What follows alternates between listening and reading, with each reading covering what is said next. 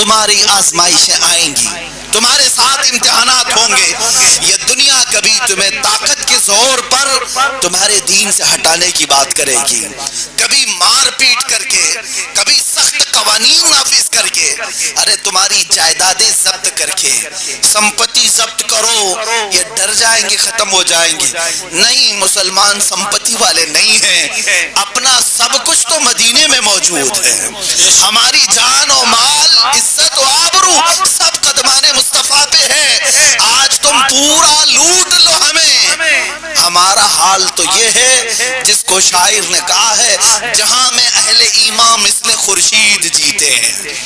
ہماری زندگی یہ سمجھتے ہیں نا، یہاں ماب لنچنگ کرو، مارو ان کو، توڑو ان کو، ان کی دکانیں ضبط کرو، جائیداد لوٹ لو، ختم ہو جائیں گے. نہیں، جہاں میں اہل ایمان مثل خورشید جیتے ہیں، ادھر ڈوبے ادھر نکلے، ادھر ڈوبے ادھر نکلے. کیا بات ہے، بے شک. ہاں، اگر آج تم یہاں ڈوباؤ گے پھر یہ ایمان کا شعلہ نکلے گا.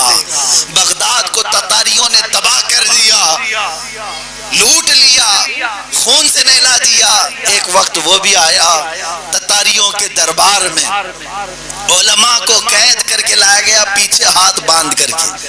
ظلم کی انتہا ہو گئی تھی تتاریوں کے زمانے میں. اور اتنا ہی نہیں، ان ظالموں کو یہ معلوم تھا کہ یہ مارنے کاٹنے سے اتنا زیادہ ڈرتے نہیں، روتے نہیں. کس بات پہ روتا ہے مسلمان؟ جب اس کے سامنے اس کے نبی کو گالیاں دی جائے تو اس کا کلیجہ چھل جاتا ہے، سینہ پھٹ جاتا ہے. تو بادشاہ جو اس وقت کا تھا تتاریوں کا، علماء کو زنجیروں میں قید کر کے الٹے منہ سلایا دربار میں، اور ایک عیسائی پادری کو لے آیا مجمع میں. سب بادشاہ کے ہواری مواری ہیں. عیسائی پادری کو پیسے دے کر کے کہا گیا ان کے نبی کی شان میں خوب بھوکو، گالیاں دو، برا کہو محمد عربی صلی اللہ علیہ وسلم. وہ عیسائی پادری جو پیسے لے کر کے آیا تھا بولنا شروع کیا. تاریخ میں موجود ہے میرے عزیز، اس دربار میں اس بادشاہ کا ایک کتا تھا جس کو سونے کی زنجیر سے وہ باندھ کے رکھتا تھا. بادشاہ کا کتا ہے، جیسے آج کے زمانے میں مرسیڈیز میں بھی گھومتے ہیں کتے، بہت سارے کتے کاروں میں گھومتے ہیں. تتاریوں کے بادشاہ کا کتا سونے کی زنجیر میں بندھا رہتا تھا. جب وہ عیسائی پادری گستاخی کرنے لگا اور دل جلانے لگا علماء کا جو زنجیروں میں قید تھے، تو وہ کتا جو زنجیر میں بندھا تھا وہیں سے بھونکنے لگ گئے، بھونکنے لگا. امام ابن حجر عسقلانی نے بیان کیا اس کو، بھونکنے لگا. وہ عیسائی پادری خاموش ہو گئے. پھر تھوڑی دیر کے بعد پھر بیان شروع کیا، میرے نبی کی شان میں گستاخیاں شروع کیا. کتا پھر بھونکنے لگا. تو مجمع میں کچھ لوگ کہنے لگے اس پادری سے کہ شاید تو جو بیان کر رہا ہے اس کے لیے کتا بھونک رہا ہے. تو اس نے کہا اس کتے کو کیا سمجھ آتی ہے؟ ارے بیان میں کر رہا ہوں، کتا جانور ہے، اسے کیا سمجھ میں آتی ہے؟ پھر بولنے لگا اور گالیاں دینے لگا نبی کی شان میں. تاریخ میں موجود ہے وہ کتا زنجیر توڑ کر نکل آیا، اور اتنی تیزی سے آیا کہ دم زدن میں اس پادری کو سینے سے چیر کر رکھ دیا. وہی وہ ختم ہو گیا. اور اس کتے کی ہیبت پورے مجمع میں ایسی طاری ہوئی، کیونکہ بادشاہ کا کتا تھا، پاگل کتا نہیں تھا، آوارہ نہیں تھا، پالا ہوا تھا، ٹرینڈ تھا. جب کتے نے پھاڑ کر رکھ دیا تو مجمع میں موجود سب کو سمجھ میں آیا کہ ایک جانور بھی رسول کی گستاخی برداشت نہیں کرتا. تاریخ میں موجود ہے اسی وقت مجمع میں جتنے تتاری تھے سب اسلام قبول کر حلقہ بگوش ہو گئے. سبحان اللہ، سبحان اللہ. سب دار اسلام میں داخل ہوئے. جس کے بعد اقبال نے یہ کہا تھا، حرم کو مل گئے پاسباں صنم خانے سے. یہ رب تعالیٰ کی قدرت ہے، جب وہ چاہتا ہے تو انہی کے بیچ میں سے اپنے حرم کے پاسباں بھی پیدا کرتا ہے. وہ دن دور نہیں جب میں یہ دیکھ رہا ہوں اے مسلمانوں، جن کے دلوں میں آج ان ظالموں نے شدت بھرا ہے، ٹولے ٹولے لے کر کے یہ کئی لوگوں پر حملے کرتے ہیں، تنظیم بنا کر کے، اپنی بڑی سنگٹھن بنا کر کے. وقت آئے گا جب تاریخ دہرائی جائے گی، انہی لوگوں میں سے مولا اسلام کی حفاظت کرنے والے جھیالے جوانوں کو پھر سے پیدا کرے گا، پھر سے پیدا کرے گا۔ بدر کے بعد بھی تاریخ گواہ ہے کہ اسلام ختم نہیں ہوا، کربلا کے بعد بھی تاریخ گواہ ہے اسلام ختم نہیں ہوا، یہاں ہندوستان کی تاریخ بھی گواہ ہے بہادر شاہ ظفر کو ختم کر کے اسلامی سلطنت کا خاتمہ کر دیا گیا، لیکن اسلام ختم نہیں ہوا۔ اور آج کے زمانے میں خارش زدہ کتوں کے بھونکنے سے اسلام پر کچھ بھی اثر نہیں ہوگا۔ اسلام کل بھی شاد و آباد تھا، آج بھی شاد و آباد ہے۔ صبح قیامت تک یہ ظالموں کے پھونکوں سے بجھایا جانے والا چراغ نہیں ہے۔ یہ اللہ نے قرآن میں فرمایا، یہ چاہتے ہیں کہ اپنے منہ کے پھونکوں سے چراغ کو بجھا دے، اللہ اپنے نور کو مکمل کر کے رہے گا، اس کو قائم رکھے گا، اس کی حفاظت اللہ فرمائے گا۔ اے جوانوں، اب میں اخیر میں آپ کو یہ میسج دیتے ہوئے عرض کروں گا کہ تمہاری جو زندگی ہے یہ ان قریب ختم ہونے کے قریب ہے۔ بہت کم عمر ہم لے کر کے آئے ہیں دنیا میں، عقل آتے آتے یہاں جوانوں کو 25 سال لگ جاتے ہیں، اس کے بعد شادی کر کے مصروف ہو جاتا ہے، 40 سال تک گھر بناتا رہتا ہے، تھوڑے ہی دنوں کے بعد کمزوری آئی، بڑھاپا آیا اور جانے کی تیاری میں لگ جاتا ہے۔ یہی ہے زندگی، یہی ہے زندگی جس کو شیخ سعدی نے کہا وہ کیا زندگی ہے جس میں بندہ پوری صحت خراب کر دیتا ہے مال کمانے کے لیے، اور جب مال آتا ہے تو صحت اچھی کرنے کے لیے پورے پیسے لٹانے لگتا ہے۔ انہی دو چیزوں میں یہ گھر کر کے ختم ہو جاتا ہے۔ مسلمان کی زندگی یہ نہیں، مسلمان کی زندگی کیا ہے میرے عزیزو؟ ہماری زندگی یہ ہونی چاہیے کہ میں وہ سورج ہوں کہ ڈوبنے کے بعد بھی شفق چھوڑ جاتا ہوں۔ ہماری زندگی وہ ہو کہ ہم کو اللہ نے فرمایا وَأَمَّا مَا يَنْفَعُ النَّاسَ فَيَمْكُثُ فِي الْأَرْضِ، تم اگر نفع دینے والا کام کر کے گئے ہو تو اللہ زمین میں ہمیشہ تمہیں باقی رکھے گا۔ کہہ رہے ہیں اے آنے والے واپس مدینے جاؤ گے تو میرا یہ پیغام میری قوم کو پہنچا دینا اور مدینے کے جوانوں کو بتا دینا۔ انہوں نے کان لگایا اور پوچھا کیا پیغام دینا چاہتے ہو سعد، بتاؤ۔ وہ کہتے ہیں سعد ابن ربی جا کر کے یہ کہہ دینا اگر تم سب زندہ رہے اے جوانوں اور تمہاری زندگی میں کسی نے رسول پاک تک ہاتھ بڑھا دیا تو قیامت کے دن اس کی کوئی عذر قبول نہیں کیے جائیں گے، اس کا کوئی عذر نہیں قبول کیا جائے گا۔ اتنا کہا اور ان کی سانسیں رک گئیں، وہ ختم ہو گئے، جام شہادت نوش کیا۔ سچ کہا تھا سعد ابن ربی نے کہ اگر تم جوانی لے کر بیٹھے ہو، بازوؤں میں اللہ نے طاقت دی ہے، اور تمہارے ہوتے ہوئے اگر کوئی نبی کونین کی عزت پر انگلی اٹھایا تو کل قیامت کے دن تم یہ کہہ نہیں سکو گے کہ ہم مجبور تھے، ہم مزدور تھے، ہم لنگڑے تھے، ہم لولے تھے، کوئی عذر قبول نہیں کیا جائے گا۔ صحابی رسول کا اعلان ہے۔ تم کیا سمجھتے ہو کہ آج میرے ساتھ حالات بہت الگ ہیں، ایسے نہیں ہیں، ویسے نہیں ہیں؟ جہاں ہو وہیں سے آواز اٹھاؤ کہ میں ہر چیز برداشت کر سکتا ہوں، مجھے بھوک میں قید میں رکھ لو اور مار ڈالو، لیکن میرے نبی کونین کی عزت اور حرمت پر انگلی اٹھاؤ گے میں چٹائی پر بیٹھ کر کے بھی چیخوں گا اور پکاروں گا، اس لیے کہ میری اگر جان باقی ہے تو صدقے رسول میں باقی ہے۔ بے شک سبحان اللہ۔ یہی جذبہ میں تمہیں دینے آیا ہوں۔ میری تقریر کا خلاصہ یہی ہوتا ہے، میری گفتگو کا خلاصہ یہی ہوتا ہے۔ آپ کیا سمجھتے ہیں کہ اعلیٰ حضرت فاضل بریلوی رضی اللہ تعالیٰ عنہ نے اپنا قلم چلا چلا کر کے صرف فتوے ہی دیے تھے؟ نہیں، بلکہ انہوں نے مجاہدین پیدا کیے، اور اس وقت سے وہ یہ کہتے آئے۔ آج میں تم سے کہتا ہوں اعلیٰ حضرت نے کیا خوب کہا تھا، آج لے ان کی پناہ، آج مدد مانگ ان سے۔ کیا بات ہے، آج لے ان کی پناہ، آج مدد مانگ ان سے۔ یہ صرف غیروں کے لیے ہی نہیں ہے، میں اپنوں کے لیے بھی کہتا ہوں، اپنوں کے لیے بھی کہتا ہوں، آج لے ان کی پناہ، آج مدد مانگ ان سے، پھر نہ مانیں گے قیامت میں اگر مان گیا۔ بے شک سبحان اگر اللہ۔ تم قیامت کے دن جا کر کے کہو گے کہ آقا میں 1000 بار درود پڑھتا تھا، 100 مرتبہ کی تسبیح پڑھتا تھا، اور یہ سارے اعمال پیش کرو گے، اور پھر تم سے یہ پوچھا جائے گا سب ایک طرف رکھو لیکن کیا تو حضور کی شان میں گالیاں بھی تو سنتا تھا، گالیاں بھی تو سنتا تھا، تب کیا کرتا تھا؟ بڑے بزرگ ہیں، بہت پائے کے بزرگ ہیں، علامہ جامی رحمت اللہ تعالی علیہ فرماتے ہیں کسی نے اگر زندگی میں کروڑ درود پڑھ لیے ہوں، 1000 ختم قرآن کر لیے ہوں، اور اگر وہ اپنی زندگی میں حضور کی عزت پر ہونے والی گالی کو سن لیا، یہ ساری عبادتیں ایک طرف رکھ دی جائیں گی، ایک طرف رکھ دی جائیں گی۔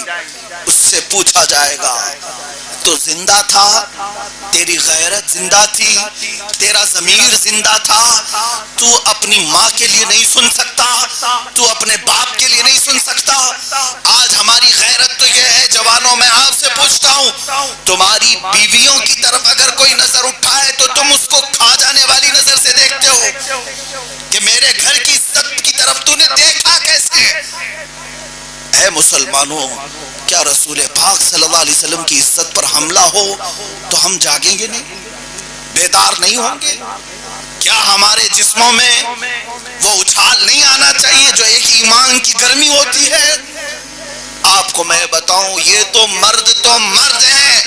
میدان احد میں مدینے کی عورتیں بھی آئی تھیں، ام عمارہ، جنگ یرموک میں حضرت خنسا، قادسیہ کی جنگ میں خنسا، بڑی بڑی خواتین اسلام نکل کر کے آ گئی، جبکہ عورتوں پر جہاد نہیں۔ وہ کہتی یہ تھی کہ ہم اگرچہ عورت ہیں لیکن نبی کونین کے خلاف کسی کو برداشت نہیں کرتی، برداشت نہیں کرتی۔ قربانیاں بھی انہوں نے دی ایسی۔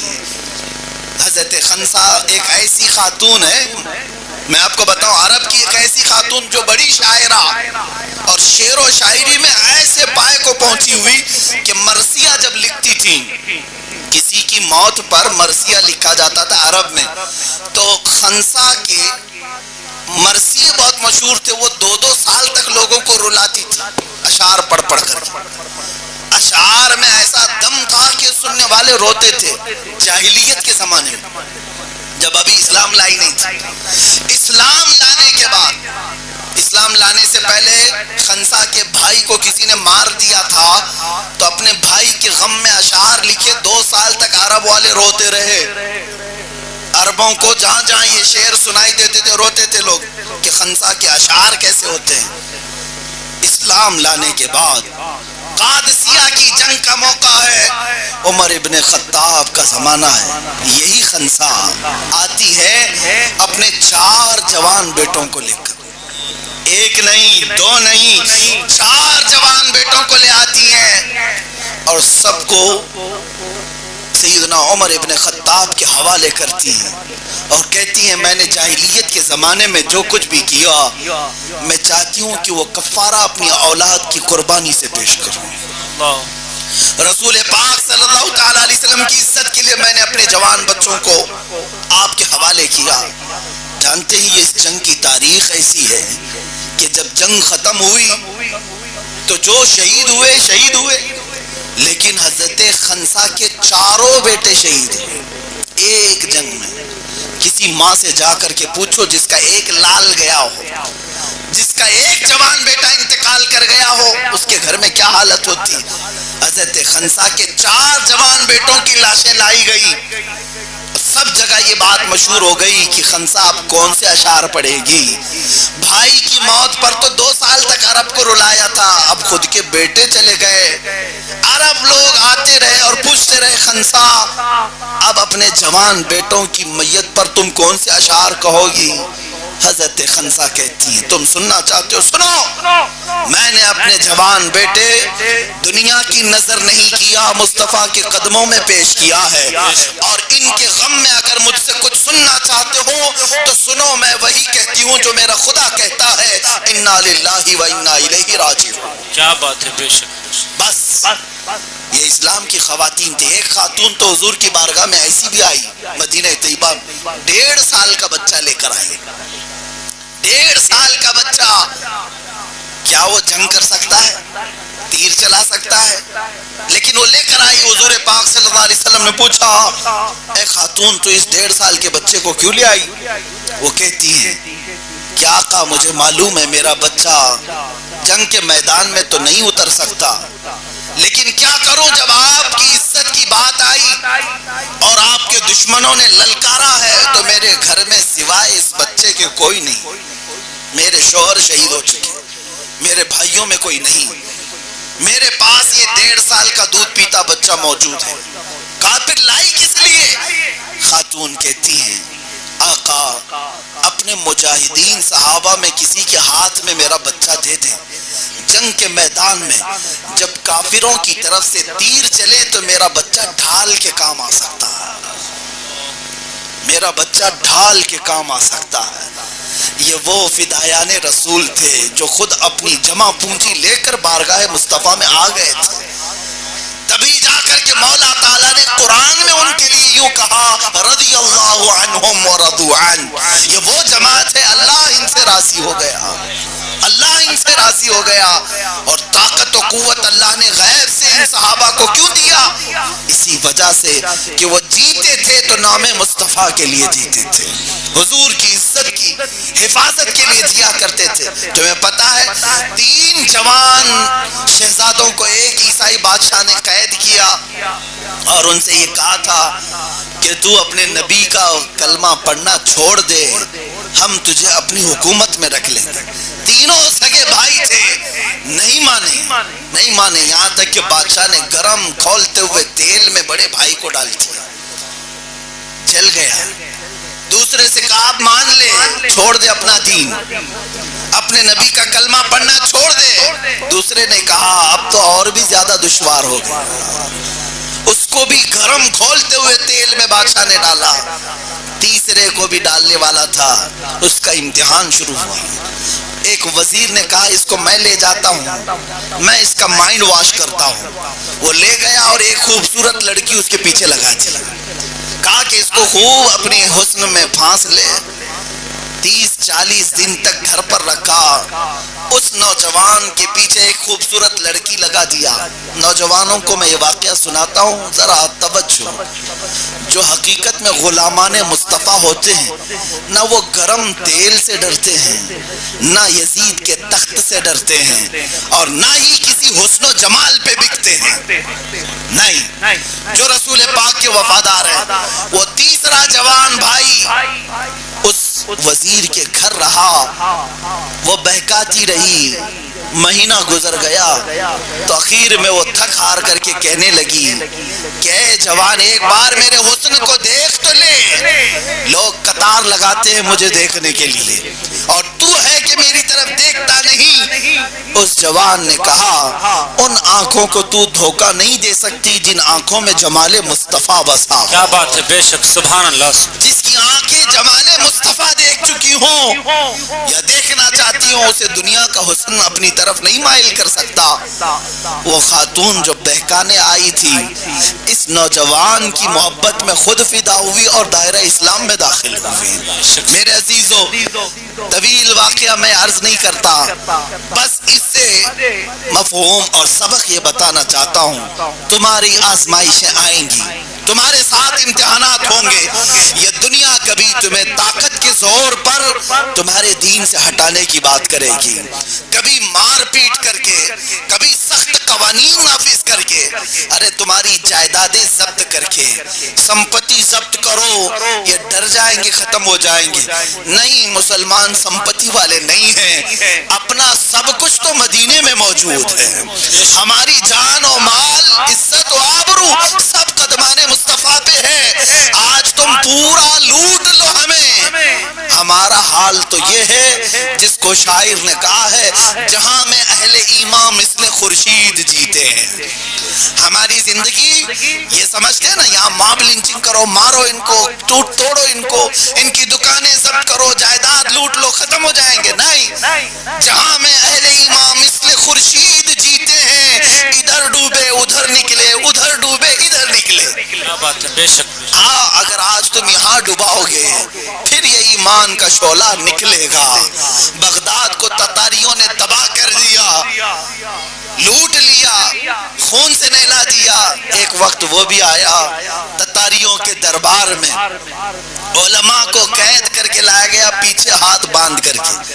ظلم کی انتہا ہو گئی تھی تتاریوں کے زمانے میں. اور اتنا ہی نہیں, ان ظالموں کو یہ معلوم تھا کہ یہ مارنے کاٹنے سے اتنا زیادہ ڈرتے نہیں، روتے نہیں۔ کس بات پہ روتا ہے مسلمان؟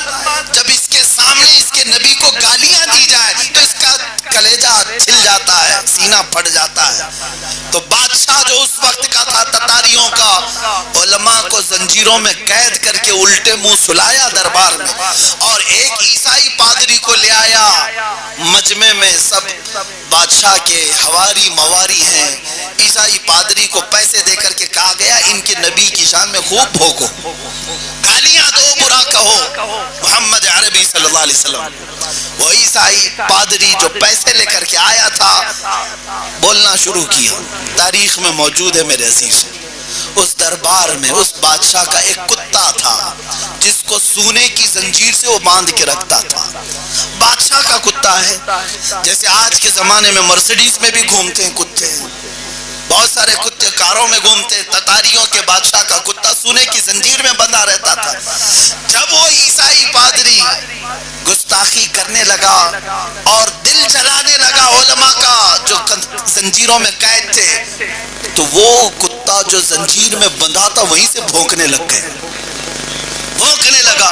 امام ابن حجر عسقلانی نے بیان کیا اس کو، بھونکنے لگا۔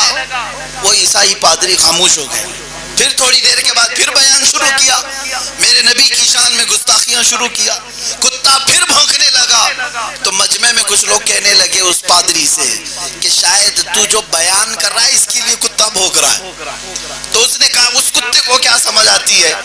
ارے بیان میں کر رہا ہوں، کتا جانور ہے، اسے کیا سمجھ میں آتی ہے؟ پھر بولنے لگا اور گالیاں دینے لگا نبی کی شان میں۔ تاریخ میں موجود ہے وہ کتا زنجیر توڑ کر نکل آیا، اور اتنی تیزی سے آیا کہ دم زدن میں اس پادری کو سینے سے چیر کر رکھ دیا، وہی وہ ختم ہو گیا۔ اور اس کتے کی ہیبت پورے مجمع میں ایسی طاری ہوئی، کیونکہ بادشاہ کا کتا تھا، پاگل کتا نہیں تھا، آوارہ نہیں تھا، پالا ہوا تھا، ٹرینڈ تھا۔ جب کتے نے پھاڑ کر رکھ دیا تو مجمع میں موجود سب کو سمجھ میں آیا کہ ایک جانور بھی رسول کی گستاخی برداشت نہیں کرتا۔ تاریخ میں موجود ہے اسی وقت مجمع میں جتنے تتاری تھے سب اسلام قبول کر حلقہ بگوش ہو گئے، سبحان اللہ، سبحان اللہ۔ سب دار اسلام میں داخل ہوئے۔ جس کے بعد اقبال نے یہ کہا تھا حرم کو مل گئے پاسباں صنم خانے سے۔ یہ رب تعالیٰ کی قدرت ہے، جب وہ چاہتا ہے تو انہی کے بیچ میں سے اپنے حرم کے پاسباں بھی پیدا کرتا ہے۔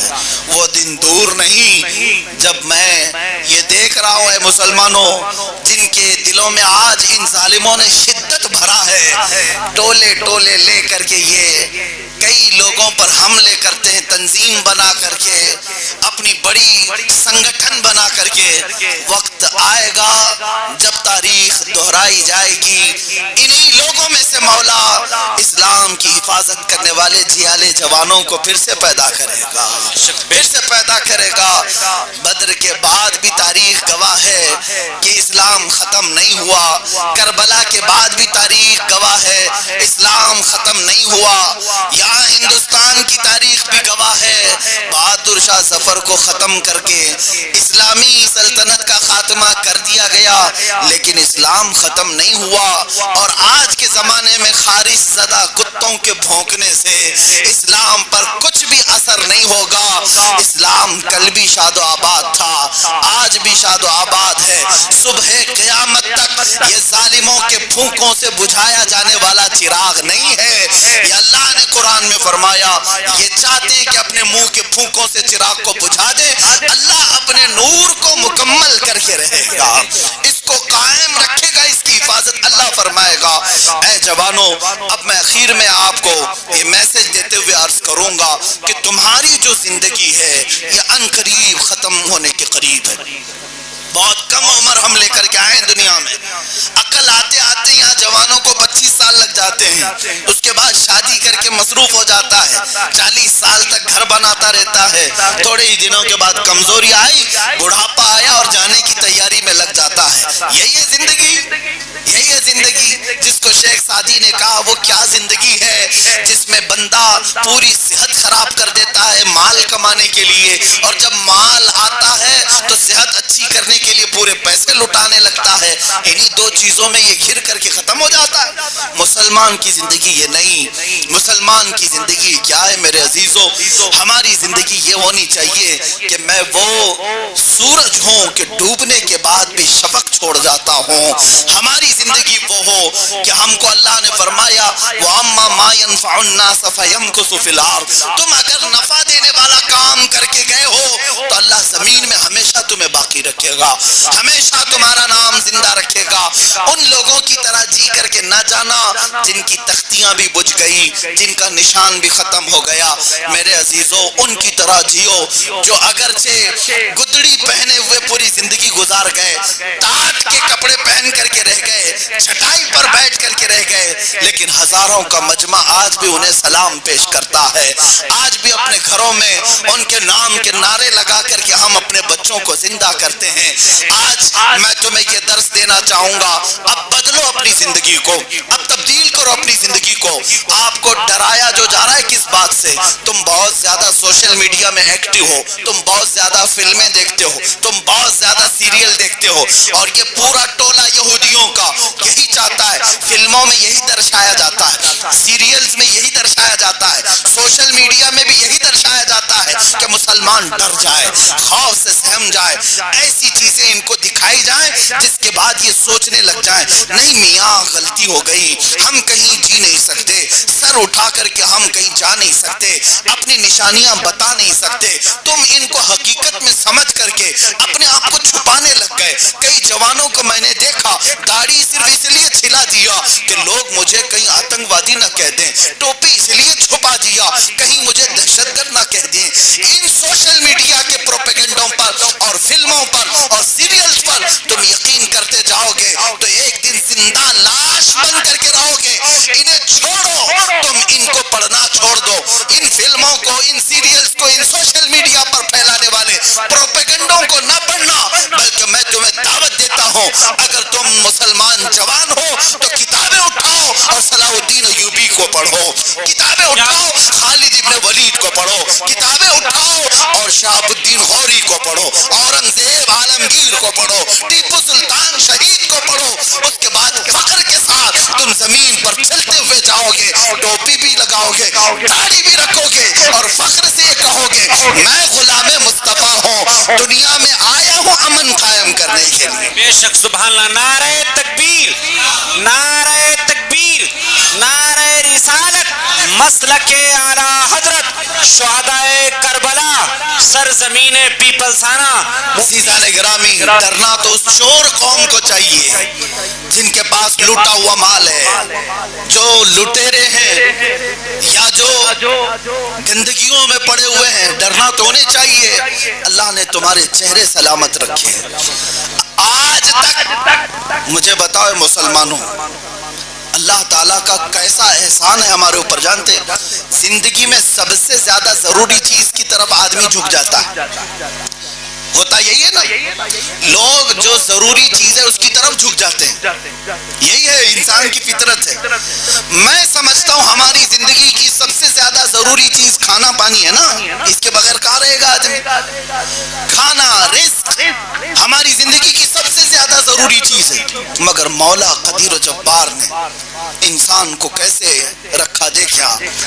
جانور جب چارہ کھاتے ہیں تو سر جھکا کر کھاتے ہیں، زبان چارے تک لے جاتے ہیں، چاٹ کے کھاتے ہیں، لیکن تم جب کھانا کھاتے ہو تو ہاتھ میں لقمہ لے کر سر تک لے جاتے ہیں، ہوتا یہی ہے کہ آپ تو پلیٹ چاٹ کر کے تو نہیں کھاتے، منہ جھکا کر نہیں کھاتے، لقمہ ہاتھ میں لیتے ہو اور منہ تک لے جا کر کھاتے ہو۔ کیوں؟ وہ رب ذوالجلال ہے جو تمہارے سروں کو رزق کے سامنے بھی جھکنے نہیں دیا، جو تمہاری زندگی کی سب سے زیادہ ضروری چیز ہے۔ اندازہ کرو جس مولا نے تمہیں ضروری رزق کے سامنے جھکنے نہیں دیا، تم کیا یہ چھوٹی موٹی طاقتوں کے سامنے جھک جاؤ گے؟ مرد حق باطل کے آگے مات کھا سکتا نہیں، سر کٹا سکتا ہے لیکن سر جھکا سکتا نہیں۔ یہ ہماری زندگی ہے، ہماری زندگی یہی شہید اعظم حسین اعظم نے دیا ہے کہ ہم ہم کٹ جائیں گے، پٹ جائیں گے، ٹکڑوں میں بدل جائیں گے، لیکن سر جھکا کر کے جینا ہمیں اسلام نے نہیں سکھایا۔ آج میں آپ سب سے کہتا ہوں، کیا ڈر کر کے اپنے آپ کو چھپا کر کے جیو گے؟ حضور کی عزت تمہیں پیاری ہے؟ آپ اپنے دل پر ہاتھ رکھ کر کے بتاؤ، حضور پاک صلی اللہ تعالیٰ علیہ وسلم کا چہرہ دنیا کا سب سے حسین چہرہ تھا کہ نہیں؟ بے شک، سبحان تھا نہیں، ہے کہ نہیں؟ جی ہے، تھا نہیں۔ حضور پاک صلی اللہ تعالیٰ علیہ وسلم جیسا حسین نہ کوئی آیا ہے نہ آئے گا، یقین ہے؟ جی حضور پاک کا چہرہ جب سب سے زیادہ حسین تھا تو اس حسین چہرے کی علامتیں کیوں تم کاٹ کر کے گٹر نالیوں میں پھینکتے ہو؟ تم کیوں کسی فلموں میں ناچنے والے کی پیروی کرنے لگ گئے؟ تم کیوں کسی نچنی اور مجرا کرنے والوں کی فین ہو گئے؟ ٹک ٹاک کے بادشاہ بننے لگ گئے، پب جی کے غلام بن گئے۔ اے جوانوں، تمہیں اس لیے نہیں پیدا کیا گیا، تمہاری نسبت رسول پاک سے ہے۔ تمہیں پتہ ہے قبر میں جاؤ گے تو نہ کوئی ٹک ٹاک کا ہیرو آئے گا، نہ کوئی فلموں کا خان آئے گا۔ تمہیں پتہ ہے قبر میں جانے کے بعد فرشتے مجھے ان سارے ظالموں کو دکھا کر نہیں پوچھیں گے، مجھے اگر آخری سوال پوچھیں گے تو مدینے کے تاجدار کے بارے میں پوچھیں گے۔ بے شک بے شک، سبحان یہی سوال ہوگا، سب کو یقین ہے؟ فرشتے منکر نکیر یہ پوچھیں گے، ما کنت تقول فی حق هذا الرجل، اس آدمی، اس رسول کے بارے میں تو دنیا میں کیا کہتا تھا؟ کیا کہو گے؟ کیا کہو گے؟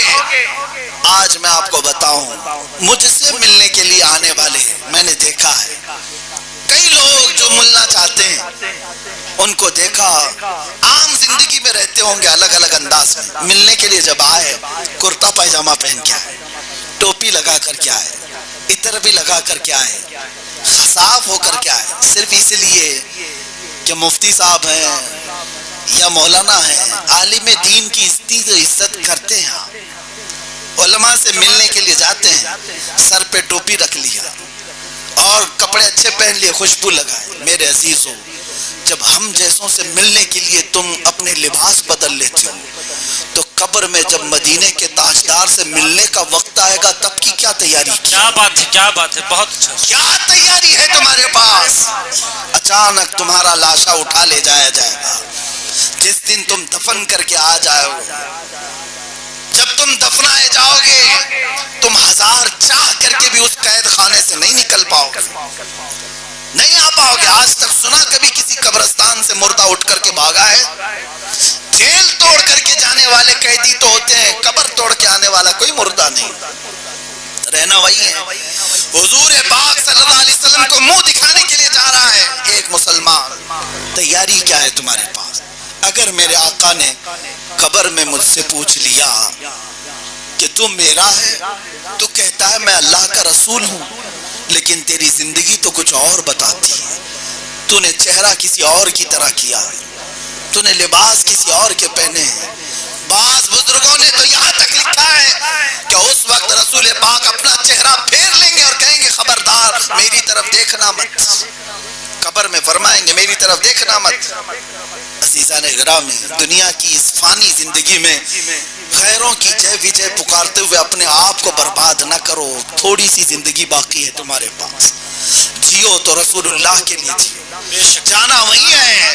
قیامت کے دن بھی میں آپ کو بتاؤں، بخدا خدا کا یہی ہے در، نہیں اور کوئی مفر مقر، جو وہاں سے ہو یہی آ کے ہو، جو یہاں نہیں تو وہاں نہیں۔ بے شک، حضور پاک کو چھوڑ کر کچھ نہیں ہونا ہے تمہارا، نہ یہاں پہ نہ وہاں پہ، یہاں پہ بھی کچھ نہیں ہوتا، عزت تمہاری خطرے میں ہے، اور وہاں پر بھی یہی ہوگا۔ اس لیے اس نقطے پر آ جاؤ جس نقطے پر اقبال نے ہم سب کو جمع کیا تھا۔ قلندر لاہوری ایک عاشق رسول گزرا ہے، اقبال صرف شاعر نہیں تھا، دلوں کو بدلنے والا تھا۔